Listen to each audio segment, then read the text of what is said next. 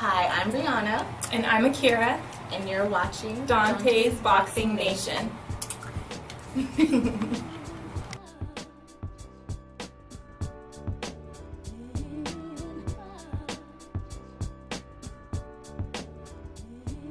Dante's Boxing Nation, what's going on, guys? So immediately following the stoppage of KELL BROOK last month, Gennady Golovkin was asked to rate his performance, and he honestly gave himself a 3 out of 10. His trainer, Abel Sanchez, gave Golovkin a 4 out of 10.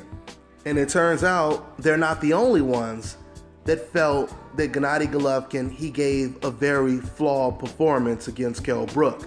There have been many professional boxers, trainers, even actors, even Tony Danza from Who's the Boss. He even criticized Gennady Golovkin's performance. I'm paraphrasing, but Tony Danza, he said, man, the way that guy gets hit, you know, he's not going to go that far in the sport of boxing when he steps up in competition. This is what Tony Danza said, okay? Someone else who agrees with Gennady Golovkin and Abel Sanchez that the KELL BROOK performance was not a very good one is Floyd Mayweather. Floyd Mayweather is the latest on the list to say that KELL BROOK exposed Gennady Golovkin. Floyd said, if a guy like that with decent boxing skills exposed Golovkin, you already know what I would do to him. Then Floyd Mayweather, he went on to say, but I'm retired now. Now I know some boxing fans will say, well, if you feel you can beat him, why don't you fight him right now, Floyd Mayweather? But we all know right now that if Gennady Golovkin was 40 years old, and while Golovkin was a middleweight, fans were asking him to fight the best light heavyweight in the world, which is, let's say, Andre Ward, even if it was at a catch weight. Remember, at age 40, do you think any boxing fans, any members of the media would be asking and demanding for Golovkin to make a move like that at age 40? I mean, hell, think about it. Gennady Golovkin, he wouldn't even fight Andre Ward in his prime when he only had to move up one weight class. So we know Gennady Golovkin wouldn't make a move like that, right?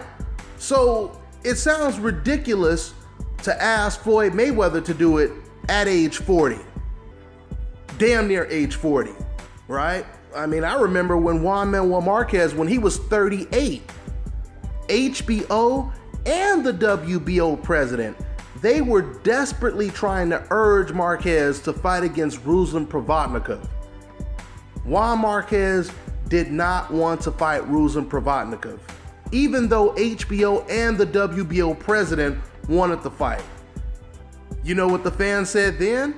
The same fans that said Floyd Mayweather should fight the middleweight champion of the world, Gennady Golovkin, when it came to Juan Manuel Marquez at age 38, they said, man, he's too old to be facing tough guys like Ruslan Provodnikov. He's already done everything in the sport of boxing. He doesn't need to fight Ruslan Provodnikov.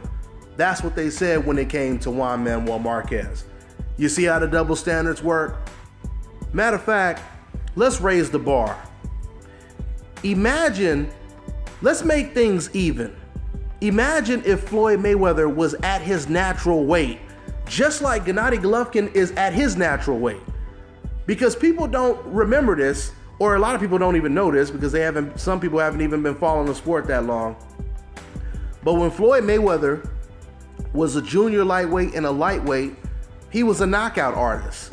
I'm not saying he knocked out everyone, but realistically, Floyd Mayweather, he knocked out far better competition than Golovkin is knocking out today.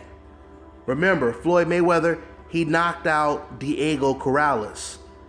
At the time Floyd Mayweather knocked out Diego Corrales, before that, Diego Corrales was considered pound for pound one of the best fighters in the world, and he was ranked higher than Floyd Mayweather was. Okay?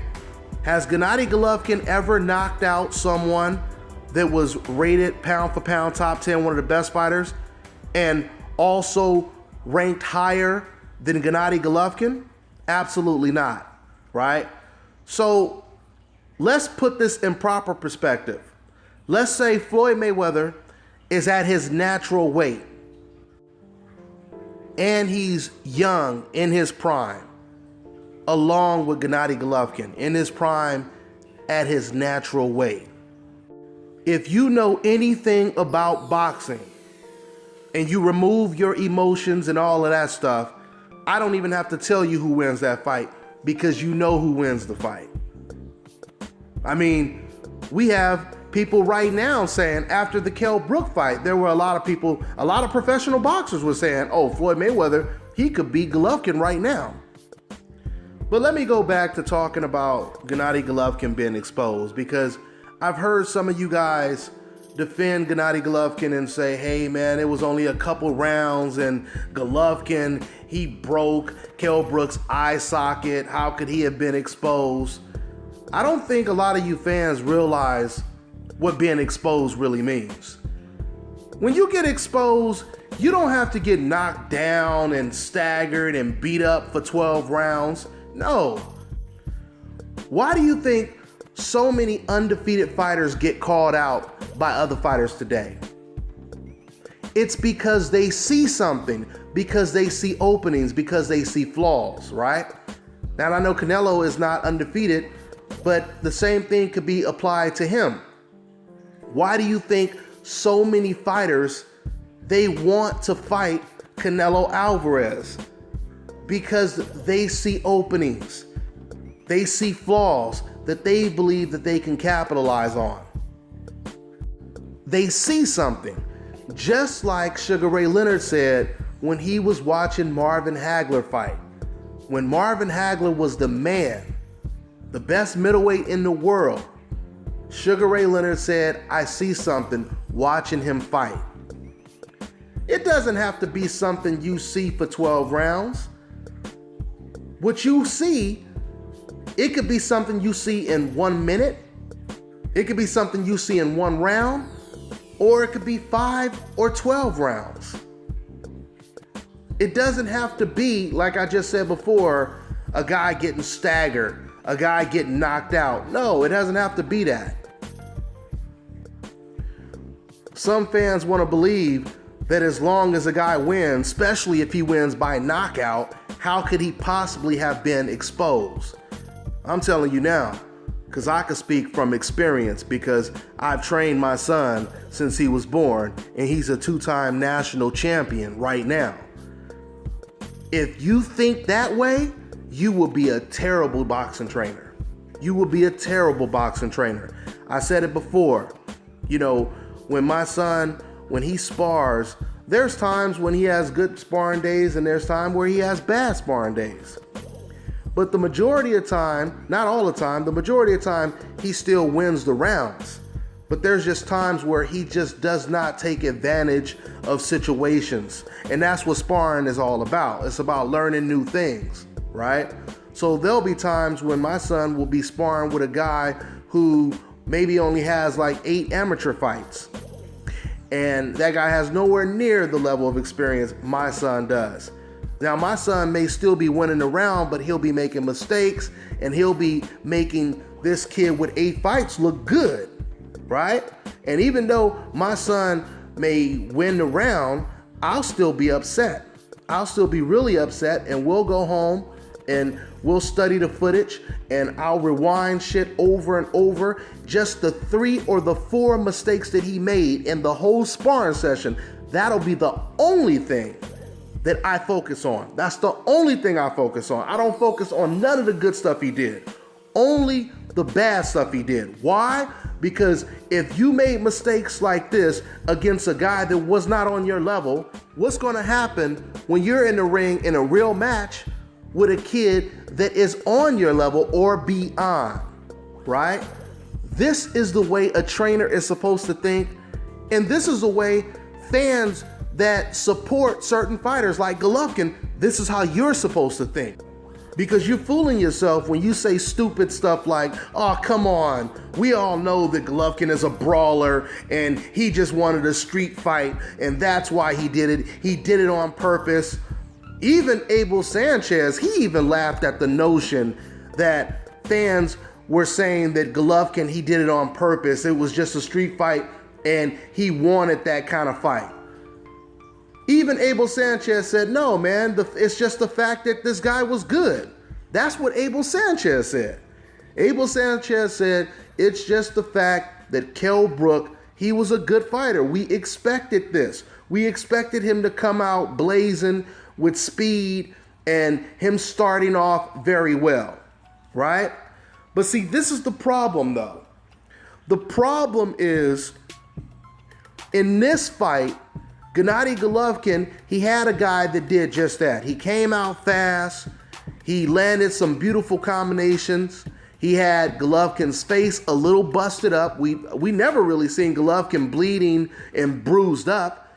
And the fact that the fight only went 5 rounds and Golovkin's face already looked like that. Can you imagine if Golovkin would have been in the ring with a guy who was athletic, had the same type of speed Kell Brook has? But on top of all of that, he was a natural middleweight or a natural super middleweight. See, the thing is, you can't sit there and say, oh, you know, I expect this guy to win the first couple rounds. After that, that's when I'm going to take over. Because if you go in like that, you're already going in defeated as far as I'm concerned. That's the exact same thing that Diego Corrales said when he went in there with Floyd Mayweather. He said, I expect him to win the first 3-4 rounds because he has tremendous speed. He's very athletic. After that, I expect to take over. But see, Diego Corrales wasn't in there with a guy that was naturally 2 weight classes smaller than him. He was in there with a guy who had very good power and had athleticism, speed, just was the complete package. And instead of Diego Corrales catching up with Floyd and knocking him out, Floyd ended up knocking Diego Corrales out. So with that being said, when it comes to Gennady Golovkin, he was able to do that with a smaller fighter like Kell Brook. But eventually you're going to get in the ring with a guy you're going to give a head start to, and you're never going to catch up with him because he's not going to slow down. You know, there are hundreds of banks in the world right now that have never been robbed before. But I can guarantee you, if some bank robbers went in there right now to case the joint, they would find openings. There's always openings. So just because a bank has never been robbed before, that doesn't make it a flawless bank. Same thing applies to Gennady Golovkin. Just because he's never been knocked out before, just because we haven't seen him get staggered, just because he hasn't been in a dog fight for 12 whole rounds or 10 whole rounds, that does not eradicate the fact that Gennady Golovkin does have holes in his game that better fighters will most likely take advantage of. That's pretty much all I got for now, guys. I'm on to the next one. This is Bobby, and you're watching Dante's Boxing Nation. Love that.